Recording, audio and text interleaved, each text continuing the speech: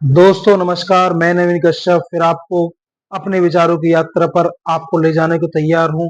आशा करता हूँ आप मेरे साथ इन विचारों की यात्रा पर चलेंगे और मेरे विचारों से कुछ सीखकर अपने जीवन में अपनाएंगे ताकि आपका जीवन भी सुख समृद्धि के साथ बढ़ता रहे। तो दोस्तों आइए आज बात करते हैं पति और पत्नी के लिए कुछ स्वास्थ्य सलाह।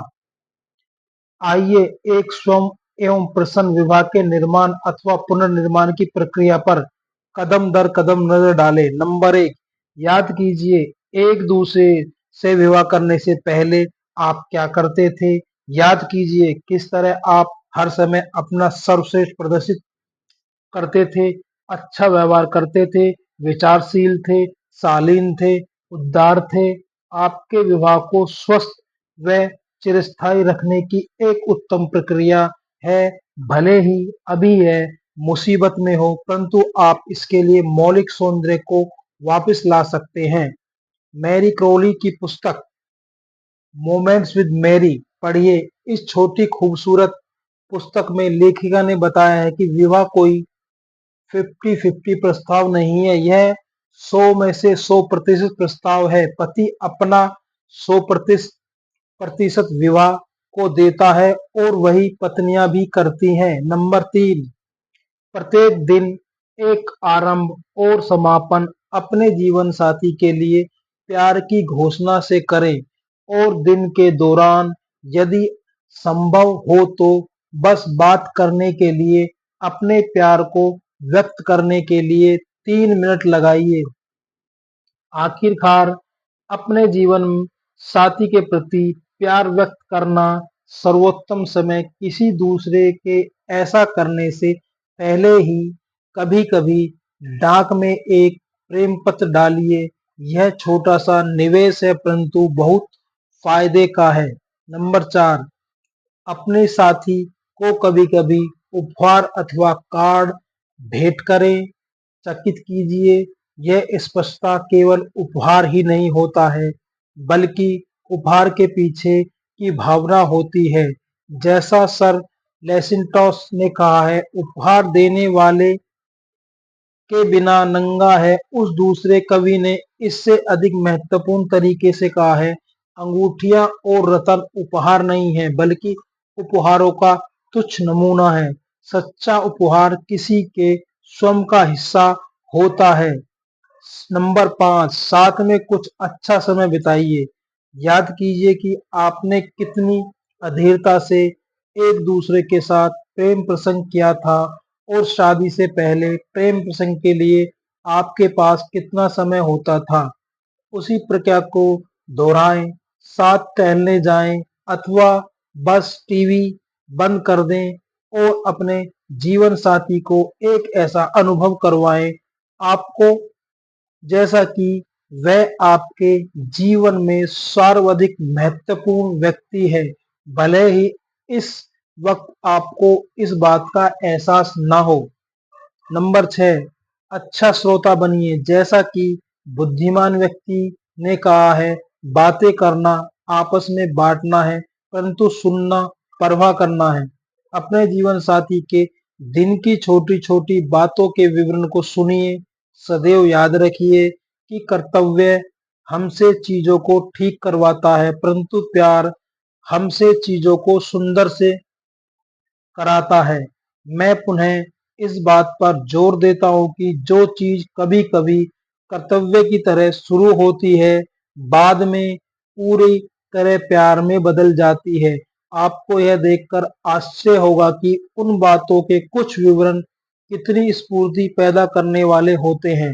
नंबर 7, अपने ध्यान में अपने पति व पत्नी को बच्चों के साथ पूर्ण मत समझिए, उसके लिए कुछ समय सुरक्षित रखिए। नंबर 8, जब आप असहमत होते हैं तो याद रखिए कि आप अस्वीकार्य हुआ बिना भी असहमत हो सकते हैं। तथापि आपको अनसुलझे मतभेदों के साथ कभी भी बिस्तर पर सोने के लिए नहीं जाना चाहिए। ना तो आप सो पाएंगे और ये मतभेद आपके अवचेतन मन में घर कर लेंगे तथा निरंतर समस्याओं के स्रोत बन जाएंगे। आप ईमानदार होते हुए भी एक दूसरे के प्रति संवेदनशील बने रह सकते हैं। नंबर 9, याद रखिए कि हमारे रचयिता के निर्माण के अनुसार पुरुष घर का मुखिया है।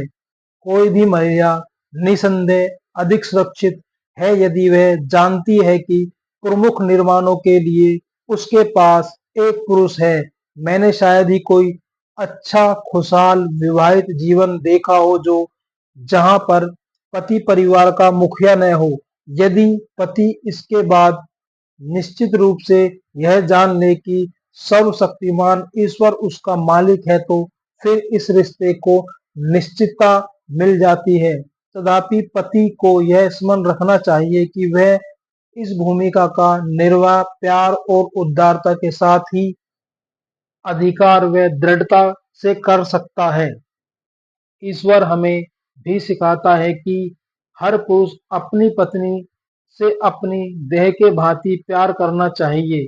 स्मरण रहे कि ईश्वर ने नारी को एदम की बगल से लिया है, ना तो उसके सिर से कि वह पुरुष पर शासन कर सके और ना ही उसके पैरों से कि पुरुष उसे पैरों के तलवे तलवे से कुचल सके। उसने उसे पुरुष की बगल से लिया है, एक सुरक्षित स्थान, ताकि पति और पत्नी जीवन के राजमार्ग पर साथ साथ चल सकें।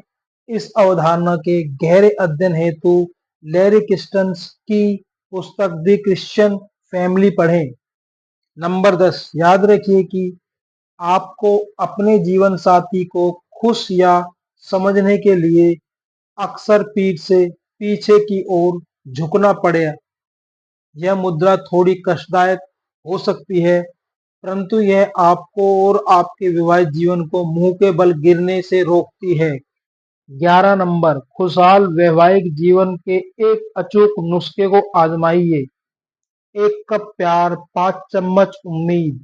1 कप एक निष्ठा, 2 चम्मच नरमी। 3 कप क्षमाशीलता, 4 ओस विश्वास। 1 कप मित्रता और 1 बैरेल हंसी। प्यार और एक निष्ठा को लेकर विश्वास के साथ पूरी तरह मिलाएं। इसमें नरमी, उदारता और समझदारी के साथ मिश्रित करें। उसमें मित्रता व उम्मीद डालें। भरपूर तरीके से हंसी छिड़के सूरज की धूप से इसमें पकाएं।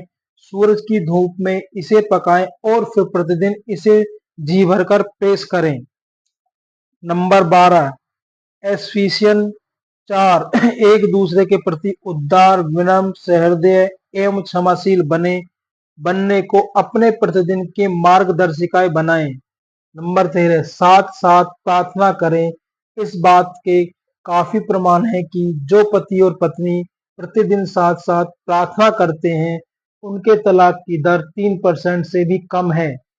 नंबर 14, याद रखिए कि जब आप अप्रायः मतभेद होता है या महत्वपूर्ण नहीं होता है कि सुलह की पहल कौन करता है, परंतु जो पहल करता है वह अधिक परिपक्व और प्यार दर्शाता है।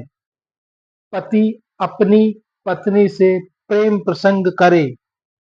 नंबर 1, उसके पति व छोटे छोटे शिष्टता के भाव प्रदर्शित कीजिए जो एक महिला के लिए बहुत मायने रखते हैं।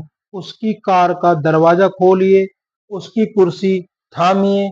जब आप उसका हाथ थामकर एक तरफ चल रहे हों तो ट्रैफिक की दिशा में चलें। बाहर डिनर पर जब वह दोबारा कमरे में या रेस्तरां में प्रवेश करें तो खड़े होइए।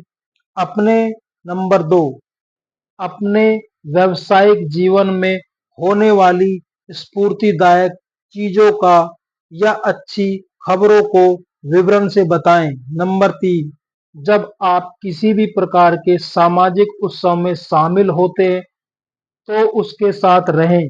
याद कीजिए शादी से पहले आप उसका साथ पाकर कितना गौरवान्वित अनुभव करते थे, उसे भी तवज्जो दें। नंबर 4, भूले से कभी पत्नियों पर बनाए गए चुटकुले न सुनाएं। यह घटिया रुचि का प्रतीक है। उन चुटकुलों पर उदास हंसी के साथ आपका आनंद तो समाप्त हो जाएगा, परंतु वह आहत बनी रहेगी। और यदि आप 1 मिनट के लिए भी ऐसा सोचते हैं कि इन पत्नियों पर बनाए गए चुटकुलों से कुछ नहीं बिगड़ता, तो इसका अर्थ केवल इतना है कि आप मादा प्रजाति के स्वभाव को नहीं समझते। इसका विपरीत मार्ग अपनाइए और उसकी प्रशंसा कीजिए, जैसे कि आप अपनी प्रशंसा चाहते हैं। नंबर 5, महिलाओं पुरुषों की अपेक्षा सुरक्षा के प्रति कहीं अधिक सचेत होती हैं। उसके बार बार स्मरण कराइए कि आप उसे चाहते हैं ही नहीं, बल्कि आपको उसकी जरूरत है और आप उसे महत्व देते हैं। उसकी अनुभूति और सुरक्षा बार बार प्यार के शब्द को प्रयोग करने से बढ़ जाती है। औसत आदमी इस शब्द का जितना बार प्रयोग करने की इच्छुक होते हैं, वे उससे कहीं अधिक बार इसे सुनना चाहते हैं। इस शब्द का अक्सर प्रयोग करके और वह पहले की तुलना में कहीं अधिक प्रसन्न होगी, जिसका अर्थ होगा बेहतर विवाह। नंबर 6, कुछ घरेलू कार्यों को अलग कर लीजिए। नारी स्वतंत्रता स्वतंत्रता से सरोकार न रखे हुए भी मेरा मानना है कि हमारी प्रवृत्तियां जिम्मेदारियां में कुछ बंटवारा मांगती हैं। उदाहरण के लिए, जब आपकी पत्नी बाजार से घर का सामान खरीद कर लाए और यदि आप घर पर हैं तो उस सामान को अंदर लेकर आइए। घर के सारी भारी कार्य पुरुष को करने चाहिए और अगर आप वहां पर हैं तो घर का कचरा बाहर आप डालकर आए, घास काटें अथवा कोई भी वह कार्य जो मर्दाना है आप करें। याद रखिए कि घर आपका महल है, परंतु बिना राजा के महल नहीं हो सकता और कोई राजा बिना रानी के पूरा नहीं हो सकता। आपकी पत्नी को आपकी रानी बनने में हर्ष होगा और यदि आप उसे वैसा ही व्यवहार करें। तो नमस्कार दोस्तों, आज के मेरे विचार पति पत्नी के संबंधों पर, पति पत्नी के संबंध, पति पत्नी का वैवाहिक जीवन किस प्रकार अच्छा, स्वस्थ और खुशियों से भरा रहे, इसी बात पर, अपने विचारों की यात्रा पर आज मैंने ये बात की है, ये बात मैंने बताई है। ये विचार मैंने जिग जिगलर की book see you that at the top, जिसका हिंदी संस्करण है शिखर पर मिलेंगे, उससे लिए हैं, उससे पढ़े हैं, उससे समझे हैं और आपको समझाने की कोशिश की है। तो हमें भी अपने जीवन में अपनी पत्नी को महत्व देना चाहिए, उसकी खुशी का ध्यान रखना चाहिए, उसके स्वास्थ्य का ध्यान रखना चाहिए और हमें उसे खुशी देते रहना चाहिए, ताकि वो अपने जीवन में खुश रहे, हमारे पारिवारिक जीवन को खुश रखे और अपने आप को स्वस्थ रखे, अपने आप को अकेला महसूस ना करे और अपने आप को नीचा महसूस न करे। तो हमें अपने पारिवारिक संबंध, पति पत्नी के संबंध को इस प्रकार बना के रखना चाहिए कि उस संबंध में प्रगाढ़ता आए, मजबूती आए, विश्वास आए, ना कि उसमें धोखा और ऐसा महसूस हो पत्नी को कि हाँ मेरा पति मुझे धोखा दे रहा है या मेरा पति मेरे को तवज्जो नहीं दे रहा है। तो दोस्तों, हमें अपने पत्नी को तवज्जो देनी चाहिए, उसकी खुशियों का ध्यान रखना चाहिए, उसके स्वास्थ्य का ध्यान रखना चाहिए और हमें उसकी बेहतरी का हमेशा ध्यान रखना चाहिए, ताकि इससे हम दोनों का पारिवारिक जीवन खुश रहे, स्वस्थ रहे, तंदुरुस्त रहे और हमारा पारिवारिक जीवन, हम सबका पारिवारिक जीवन आगे बढ़ता रहे, चलता रहे और विश्वास के साथ मजबूत होता रहे। तो दोस्तों, जो विचार इन शब्दों में, इन बातों में मैंने आपको बताने की कोशिश की है, तो मैं आपसे निवेदन करता हूं, आप भी अपनी पत्नी के साथ इस प्रकार के शब्दों का इस्तेमाल करिए, इस प्रकार के विचारों का इस्तेमाल कीजिए और उसको अपनी इस प्रकार से बातें कीजिए कि उसको अपने सुरक्षा महसूस हो, अपने आप को खुशी महसूस हो और वो उसे यह महसूस हो कि हाँ मेरा पति मेरी देख रेख करता है, मेरा पति मेरे ख्याल रखता है। तो दोस्तों, इस प्रकार के शब्दों को इस्तेमाल करते हैं, इस प्रकार के शब्दों को अपने जीवन में लाइए, अपने जीवन को खुश बनाइए, स्वस्थ बनाइए और एक पति पत्नी के संबंध को प्रगाढ़ और मजबूत बनाइए।